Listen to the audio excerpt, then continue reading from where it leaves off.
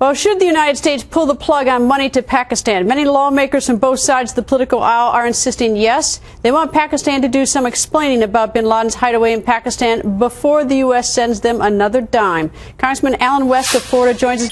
Good evening, sir. And you have sent a letter, and already Congressman Ted Poe has introduced a bill. Tell me why you think we shouldn't send Pakistan another dime before we get an answer. Well, good evening, Greta. And I think that when you look at the situation surrounding Osama bin Laden hiding out there in Abbottabad for now, we've come to understand for 5 years, you're either dealing with ignorance, incompetence, or some sort of complicit nature. And either of those three, or a combination of all of those three, is definitely not a reason to continue to support Pakistan with the hard-earned American taxpayer dollars. It's not just that also, but we know that Pakistan's president a week ago called Hamid Karzai and admonished him not to go into a long-term security arrangement with the United States, but rather join Pakistan and China.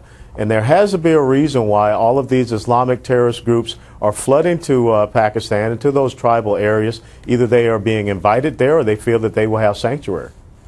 Well, according to the numbers we've gotten, just as sort of a point of reference, in the year 2011, about $3 billion is expected to go to Pakistan. In 2010, it was $3.4 billion. 2009, $3 billion. 2008, $2 billion. So these are substantial sums of money. But I'm curious, Congressman, is that if we were to say not another dime, which is, you know, I certainly can understand everyone's viewpoint not wanting to reward Pakistan after looking the other way at best with bin Laden hiding out there.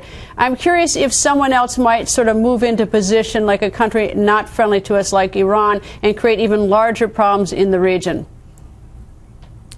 Well, Greta, you have to understand that Iran is already causing great problems. Iran has been causing great problems ever since the Shah of Iran was deposed and they brought in the Ayatollah. So the thing is, if we continue with this Neville Chamberlain type of foreign policy where we try to appease those who are playing us for fools and also our enemies, we're not going to get anywhere. The most important thing we have to convey is a sense of strength and also that we will no longer tolerate this type of behavior.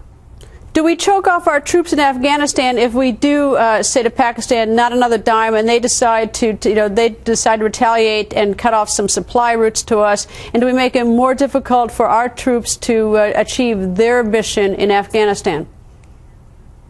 Well, this is why I have always said the strength of the United States military is our strategic mobility.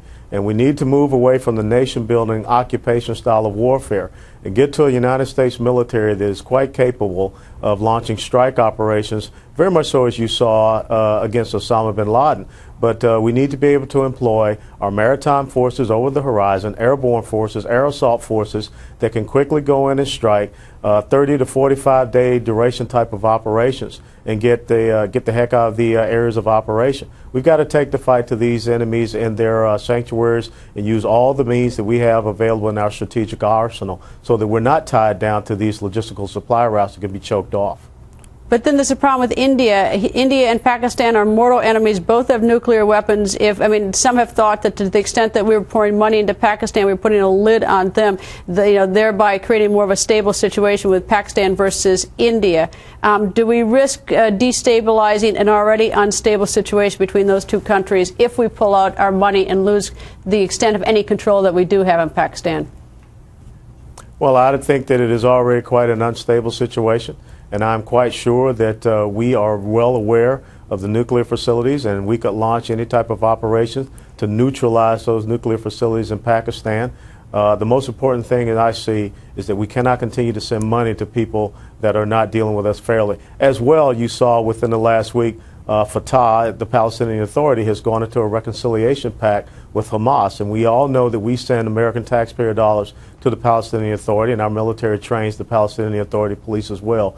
Now is the time for some serious assessments and re-examinations of where we are spending our resources in that part of the world. Congressman, thank you, sir. Always a pleasure.